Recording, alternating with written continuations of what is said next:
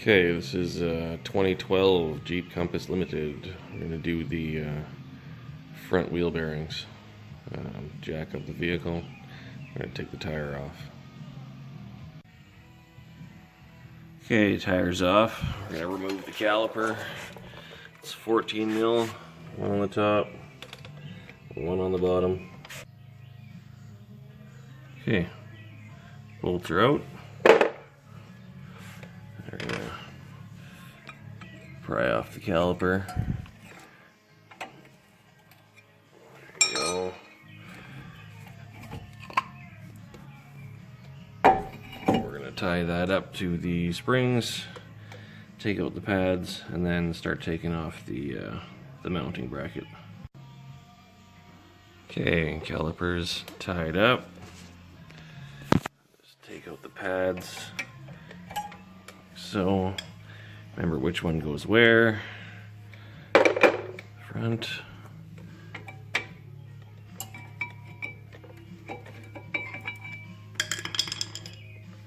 And the rear. Alright, we're going to take off this this bracket here. There's a bolt at the top and at the bottom again. See the one down there? It's 18 millimeter. We're going to take those out and then remove the bracket. Couldn't get my socket wrench in there because of that bolt there, so turned the wheel all the way to the passenger side. I'm working on the passenger side. To give me some more room, socket wrench still wouldn't fit, so 18 millimeter box wrench on the top bolt. Okay, bracket's off. Now we're going to remove the rotor. Just going to grab a rubber mallet and knock it around a bit so I don't wreck the surface. And pull that off. Okay, rotor's off. Now we're going to remove this wheel sensor. Back there, it's a 10 mil bolt. Be careful and wiggle it out nice and slow. It is plastic, so we'll take that out and we'll move on. Okay, sensor's out. It was a little bit of a tough one again. It was pretty built up in there, so I had to spray some penetrating lube in there and work it back and forth very carefully. Alright, next step we're going to do is we remove the cotter pin from in there. Take the washer off. Then we're going to remove the nut on this on the axle. Okay, this will require some specialty sockets. This is a 32, and we're going to take the impact and take the axle nut off. Okay, now we're going to put hub puller like so. Doesn't really sit on the flange itself because it kind of catches on that lip, but seems to catch evenly. So we're going to put some lug nuts on there and then grab the slide hammer and pull it out. Alright, slide hammer's all set up, hub puller's on there. You just gotta take that and smash it into that a whole bunch of times as hard as you can until that hub pops out of there. Got to pull out the retaining clip next. You see it around the outside of the bearing holding everything in there. So that would be the next step. This kit was 63 bucks Canadian off from eBay. So, you know, first service of front wheel bearings, it's paid for itself.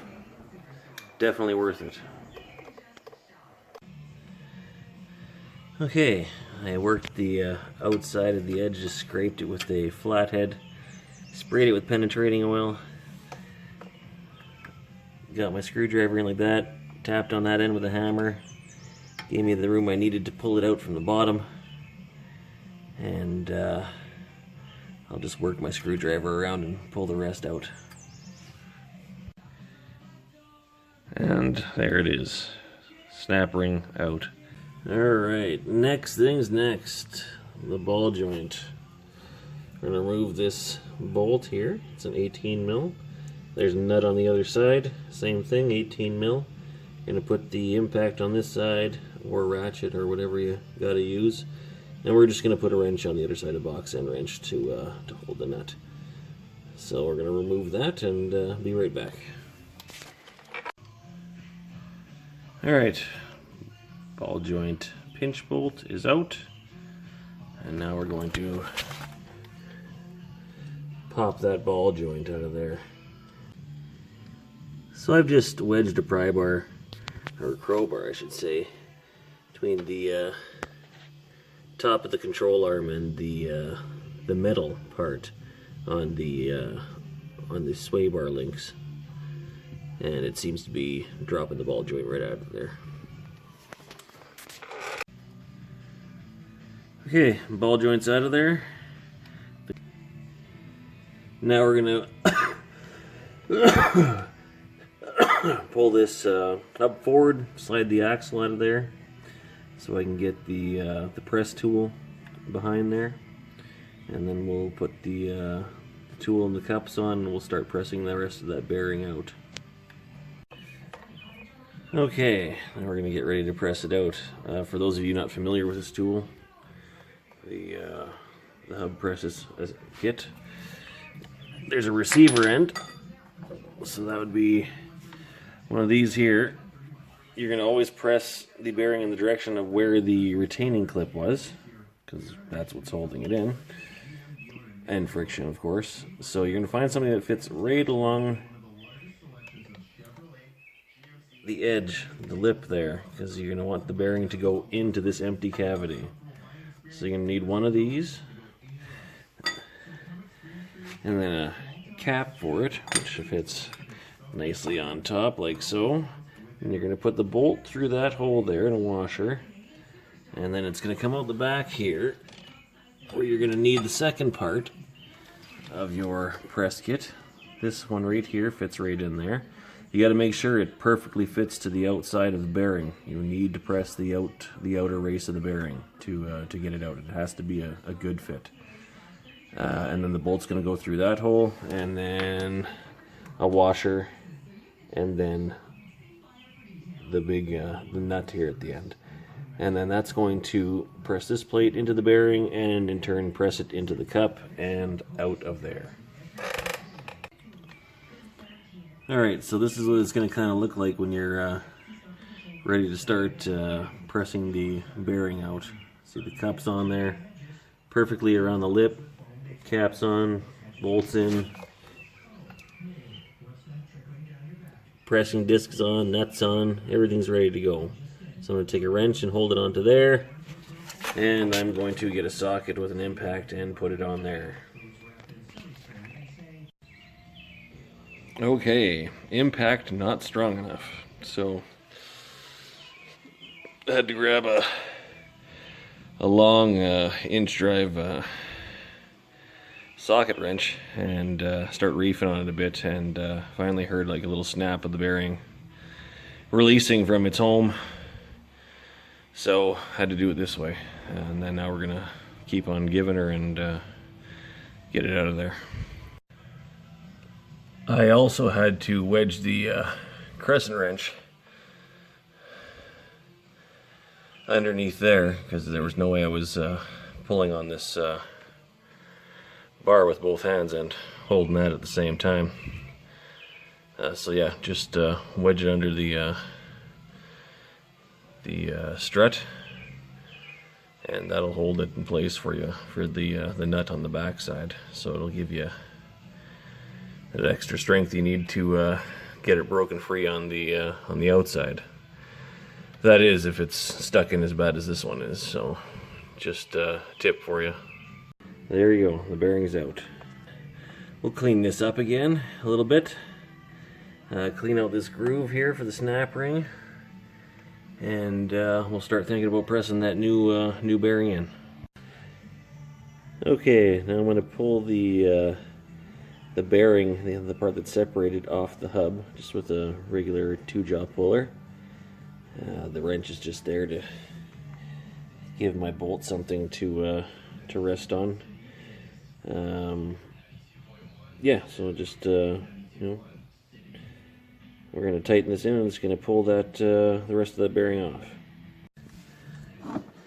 Alright, now that I've gotten to the point where the bearing was flush with the wrench that was sitting on there before, well, it needs to come off of there, so I took the 32-inch socket, fits right on the lip, and it'll let the bearing pass over, and once again, the wrench on the top for something to stop on.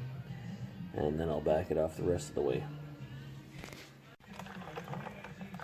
Okay, the hub's all cleaned out. I cleaned out this groove, used some brake cleaner, wiped it out, blew it out with some compressed air, and now we're going to press the bearing in the same way we took it out, essentially. I'll show you the setup with the press set. Also, remember when pressing in the new bearing that the black strip here, the magnet strip or whatever, is facing the inside of the car. Magnet strip, none. Inside of the car. This is for that wheel sensor that we took out. It actually reads the magnet strip here. So, yep, install it the right way, or you'll be sorry. Okay, this is how it's kind of going in. You see it's in more at the bottom than the top. I'm going to tap it straight, but here's how you set it up. I'm using the back side of that, so for a semi-flat surface. And a press plate the exact same size as the outer diameter of the bearing. And I put it on my impact, and we're going to tap it till it's straight, start it off pretty good, and then press it in. Okay, bearing's in, and the snap ring is in. A little bit of annoying fighting with those things, but a pair of these sure makes it easy. I see some guys like just put them in by hand. I don't know, I'm missing something, but the snap ring pliers make it a lot easier for my sake anyway. So that's all there. Now I've cleaned up the surface of the hub, and I'm going to put grease inside there and on here, and then we're going to press the hub in. Okay, we're going to press the hub in. When pressing the hub in, you got to find a pressing disc that is fits over the entire back, you see, like that, of the bearing. It's got to support the bearing, because if you're pushing in the hub and you're on the outside, like when we're pressing the bearing in instead of the hub, if you're on the outside, it's going to press the inside of the bearing out of the bearing, and then you'll have to redo it all. So you have to find something that fits inside there, flush with the bearing, and supporting all of it. So that fits right in there. It's the same one that I used for pressing it out, actually. And then just a bigger one on this side, and then put the press tool in there, and we'll get her sunk down. Okay, now it's all set up. Plate on there, on the back, nuts on there, washer, likewise on the front. Then I'm just going to turn it in by hand. I was using the impact before. You can use that. Sometimes it obviously makes it easier, but if you want to be sure, you know, you don't bind anything and damage anything, always the safest bet, by hand. So we're going to turn this in, press the hub towards the bearing there, and we'll move on to the next step. Alright, the hub's pressed in. Now we're going to put the wheel speed sensor back in and tighten that down with a 10 mil. Okay, sensor's back in. Now we're going to put the axle back in the hub. Gonna throw some grease on there and throw her in. Okay, the axle's in there. Now we're going to work on getting the ball joint back in the knuckle.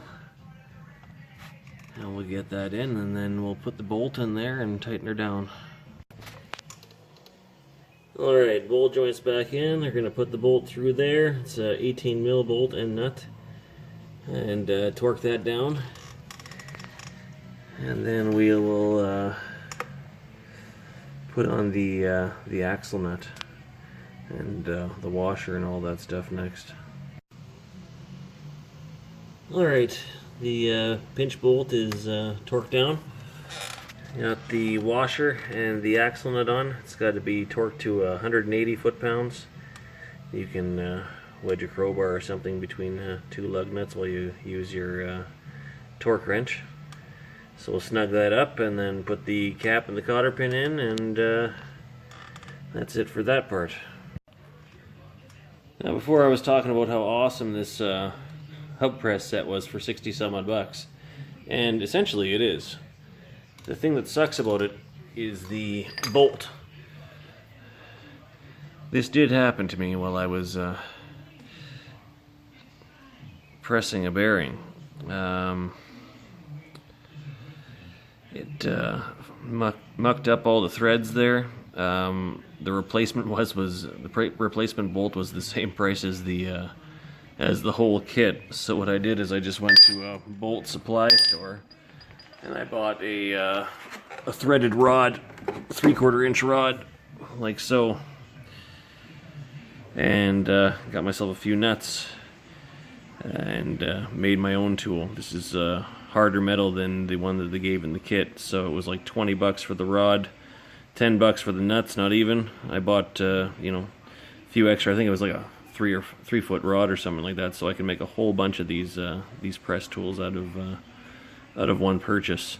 The bolt in general is a wear part, so you know you're going to end up replacing it sooner or later, no matter what set you buy, whether it's the you know, the hub grappler, the name brand one that's like 500 bucks, or it's the cheap Chinese brand. But just a good little tip: you can save yourself a whole bunch of money and make a lot of these press tools for next to nothing. Okay, that's torqued down to 180. Got their little wavy washer there, and then our cap. Anyway, there we go. And we'll throw our cotter pin through there, and we're finished with that. Alright, everything's back together. Now it's finally time for the easy part. Gonna throw the rotor back on, and the bracket, and the caliper, and the tire, and call it a day. Alright, rotor on. Now time for the bracket. Okay, bracket's on there. Again, it's one there, 2 18 mil bolts. Throw the pads back in there, and then put the caliper on. Okay, pads are in. Now time to untie this caliper, throw it back on. 2 bolts, I'll grease them up first, and then I believe it's a 14 mil. Okay, everything's back together. Last step, throw the tire on, jack stands out, and we're done. Okay, the tire's back on. I forgot I gotta give this vehicle an oil change too, so I won't bother dropping it down yet. But yeah, that's how you replace the front wheel bearings on a 2012 Jeep Compass. Applies to a lot of other vehicles, anything with pretty much a front wheel drive press bearing. So yeah, that's how you get it done.